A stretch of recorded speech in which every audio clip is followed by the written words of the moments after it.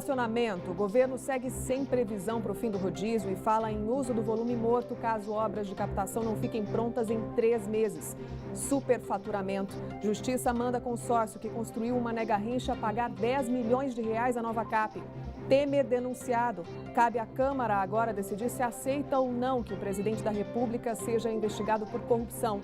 No Planalto, a estratégia é partir para o ataque. Os fatos da política do DF e do entorno você confere a partir de agora no Band Cidade, primeira edição.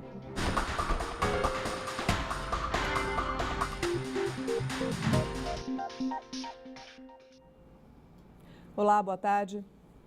A gente começa essa edição falando sobre o racionamento que já dura mais de 5 meses. Com a chegada da seca, os níveis dos reservatórios voltaram a cair.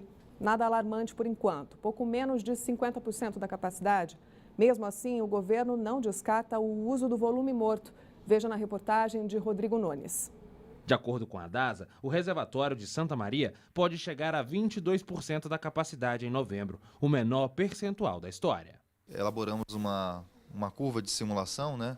E nós esperamos que seja atingido esse nível, né? É um nível muito preocupante, principalmente quando se compara com o ano passado, né? Que a gente estava o dobro disso, né? A situação do reservatório do Descoberto pode ser ainda pior. A estimativa é que em outubro ele chegue a 9% da capacidade total. Se a situação não melhorar, não está descartada nem a utilização do chamado volume morto. É uma opção, uma alternativa para a utilização desse volume morto, que requer uma série de obras de adaptações no nosso sistema. Aqui, nesse caso, a gente vai ter que fazer uma série de obras de intervenções. Para tentar amenizar esse cenário, as obras de captação de água do Bananal e do Lago Paranoá estão dentro do prazo e os novos sistemas devem começar a operar a partir de setembro. Mas os efeitos só serão sentidos no próximo ciclo de chuva.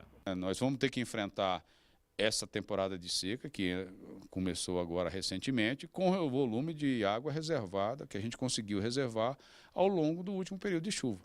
O que, infelizmente, foi muito aquém, né, do que a gente esperava e estava acostumado, né? O racionamento no DF começou em janeiro. Atualmente, o abastecimento é cortado por 24 horas a cada 6 dias. Esse período de corte só será aumentado se o nível dos reservatórios ficar abaixo do previsto pela DASA. Para que isso não aconteça, a população já está ciente de que deve continuar a economizar água.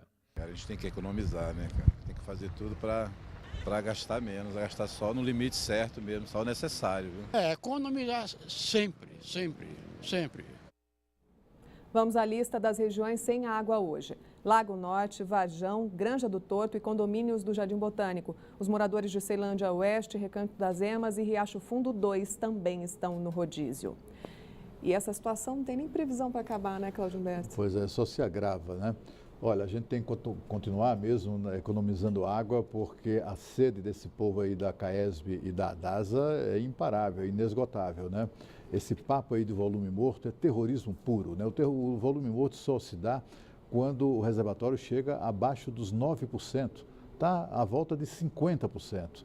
Então, olha, se o governador não consegue demitir esse povo, que pelo menos faça-os calar a boca, porque esse negócio de fazer terrorismo fica parecendo uma estratégia para retomar aquela tarifa de contingência criminosa de 40% que eles nos impuseram. Pela primeira vez na história do país, um presidente da República é denunciado durante o mandato. O procurador-geral enviou ao Supremo, na noite de ontem, a primeira do que podem ser 3 denúncias contra Michel Temer. A de agora é por corrupção passiva. Janot quer que Temer seja afastado e devolva 10 milhões de reais. Os detalhes ao vivo com Renata Dourado. Renata. Oi, Lana, boa tarde para você, para o Cláudio, para todos que estão aí acompanhando o Band Cidade, primeira edição. Pois é, saiu essa denúncia, né? O Procurador-Geral da República denunciou o presidente da República, Michel Temer, e o ex-deputado Rodrigo Rocha Loures por corrupção passiva. A gente lembra aqui que Rocha Loures foi flagrado naquela cena que ficou bastante famosa, bastante conhecida, carregando aí essa mala. Nessa mala continha 500 mil reais, R$500 milhão. De acordo com a denúncia, esse pagamento dessa quantia seria feito semanalmente, totalizando aí algo em torno de 38 milhões de reais, num período de até 9 meses. E ainda também, de acordo com a denúncia do Procurador-Geral da República, boa parte desse dinheiro iria para as mãos do presidente da República, Michel Temer. É uma denúncia que tem 60 páginas, contém aí as delações, parte das delações, muitos documentos, vários documentos, na verdade. E aí o procurador fala, entre outras coisas, que o desdobramento criminoso, entre aspas, começou naquele famoso encontro entre Joesley Batista e o presidente Michel Temer no dia 7 de março, às 10h40 da noite, lá no Palácio do Jaburu, sem nenhum registro oficial. Segundo o procurador, essa falta de registro revela o objetivo de não deixar vestígios desse crime. O procurador também continua, diz que as delações e provas comprovam que existe sim um esquema espúrio que envolve Temer e os comparsas há alguns anos, né? Não é algo novo, então há alguns anos. Então o que acontece agora? Isso está nas mãos do ministro Edson Fachin, vai caber a ele dar um prazo para que as partes aí se manifestem, incluindo, claro, a defesa do presidente Michel Temer, ou também o Supremo pode enviar diretamente ao Congresso Nacional. Isso deve acontecer até a próxima sexta-feira, porque na semana que vem o Judiciário entra em recesso. Se enviar ao Congresso Nacional, e aí cabe, portanto, ao presidente da Câmara, ele que será notificado e vai notificar também o presidente da República, e aí ele não tem opção, diferentemente do impeachment, por exemplo, onde Rodrigo Maia poderia ou não aceitar. Ele não tem opção. Ele tem que fazer com que tramite isso no Congresso Nacional. E qual é a tramitação? Passa primeiramente pela CCJ, Comissão de Constituição e Justiça, independentemente do resultado da CCJ, vai para o plenário. No plenário serão necessários os votos de 342 deputados para que o Congresso Nacional aceite essa denúncia. Se não aceitar, aí já não tem mais nada, não tem mais tramitação. Mas se aceitar, aí segue para o Supremo Tribunal Federal. Se os 8 ministros entenderem e, de fato, aceitarem essa denúncia, aí o presidente da República vira réu. Ele é afastado do cargo por um período de até 180 dias. E ontem a situação aí, nada favorável do presidente Michel Temer, se complicou ainda mais porque a Polícia Federal também entregou um relatório e nesse relatório, no entendimento da Polícia Federal, o presidente da República, Michel Temer, tentou atrapalhar as investigações. Nós temos uma reportagem sobre isso. Vamos ver. Durante a noite desta segunda-feira, também chegou ao Supremo um novo relatório da Polícia Federal. A conclusão: Temer sabia que Joesley Batista estava pagando pelo silêncio do ex-presidente da Câmara, Eduardo Cunha, e do doleiro Lúcio Funaro. O documento é um calhamaço com mais de 200 páginas. Nele está o resultado da perícia em 2 equipamentos de gravação tipo pendrive entregues pelo delator Joesley Batista.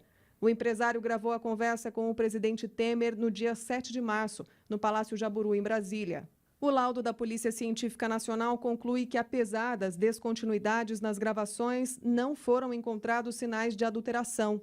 Os peritos conseguiram recuperar parte das conversas que não haviam ainda sido degravadas. No trecho que levanta a suspeita do cometimento de crime, Joesley diz: "Tô de bem com o Eduardo." Michel Temer responde: "Tem que manter isso, viu?" Mais adiante, o Joesley diz: "Todo mês." E o presidente pergunta: "O Eduardo também, né?"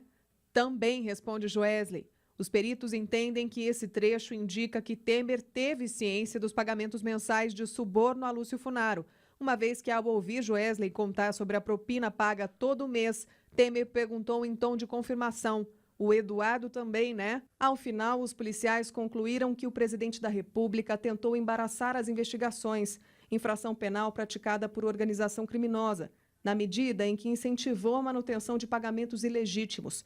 E deve ser investigado por prevaricação, porque ouviu do dono da JBS a confissão de crimes e não comunicou à Justiça ou ao Ministério Público. O relatório também aponta indícios de que o ex-ministro Gedel Vieira Lima e Joesley Batista tentaram obstruir a Justiça com a negociação de repasses a Eduardo Cunha e a Lúcio Funaro, ambos presos preventivamente. Então, esse relatório aí da Polícia Federal pode e deve servir de base para que o procurador apresente outras 2 denúncias, né? Denúncia essa de organização criminosa e também de tentar atrapalhar as investigações, né? De obstrução aí da justiça. Agora, esperar, aguardar para ver se vai vir em conta-gotas, até quando vai durar essa sangria aí do governo do presidente Michel Temer. Ele que estava com o foco todo voltado para aprovar as reformas, claro que ainda continua, mas agora mais do que nunca ele está tentando também angariar votos para que essa denúncia não tenha vida, né, não sobreviva no Congresso Nacional. Lana. Obrigada, Renata. Complica ainda mais a situação do governo nesse momento, né, Cláudio Humberto? Já está complicada mesmo, né? Essa denúncia do Procurador-Geral é uma denúncia que já era esperada, baseada integralmente nas delações de Joesley Batista e da sua turma. E também tem um trabalho de suporte de investigação da Polícia Federal. É bom lembrar que o Procurador-Geral da República, o Ministério Público, é o advogado de acusação. Agora, também o advogado de defesa, ou os advogados de defesa do ex-presidente vão se manifestar e a Justiça caberá, afinal de contas, determinar se há indício mesmo, e parece que existem, são muito fortes os indícios, aparentemente, pelo menos para quem não é, para um leigo, né? São muito fortes os indícios apontados pelo Procurador-Geral e a Justiça que caberá definir. A questão é que tem um componente político nisso tudo, que é o exame pela Câmara dos Deputados. Primeiro na Comissão de Constituição e Justiça e depois no plenário. Serão necessários muitos votos, 2/3 dos votos do plenário da Câmara, para autorizar a abertura o início dessa investigação. E o governo Temer parece que ainda tem um número suficiente para inviabilizar a aprovação desse pedido. É preciso lembrar que a estratégia do governo Temer é a pressa. Eles não vão esperar as 10 sessões deliberativas, que é exatamente o prazo que o presidente tem, depois de notificado, a apresentar a sua defesa. Essa defesa deverá ser apresentada, no máximo, até a segunda sessão deliberativa. O Palácio do Planalto considera que quanto mais isso demorar, pior para eles, pior para o presidente Temer, e por isso eles querem julgar isso, votar isso na CCJ e no plenário o mais rapidamente possível. E ainda falando sobre o Supremo Tribunal Federal, o julgamento do pedido de prisão do senador afastado Aécio Neves ficou para agosto, depois do recesso do Judiciário. O STF também vai decidir sobre o pedido de defesa para Aécio retomar o mandato do senador. Ele está afastado desde maio. Os ministros do Supremo entram em férias no dia 2 e só voltam no dia 31 de julho. Como o procurador-geral Rodrigo Janot ainda não enviou o parecer sobre o recurso de Aécio, não haverá tempo para o julgamento nesta terça-feira, última sessão antes do recesso. Aécio Neves é acusado de pedir quase 80 milhões de reais em propina ao dono da JBS. Ele nega as acusações. A seguir, a Justiça manda a consórcio que construiu o Mané Garrincha pagar 10 milhões de reais à Nova Cap. O motivo? Você confere logo depois do intervalo aqui no Band Cidade.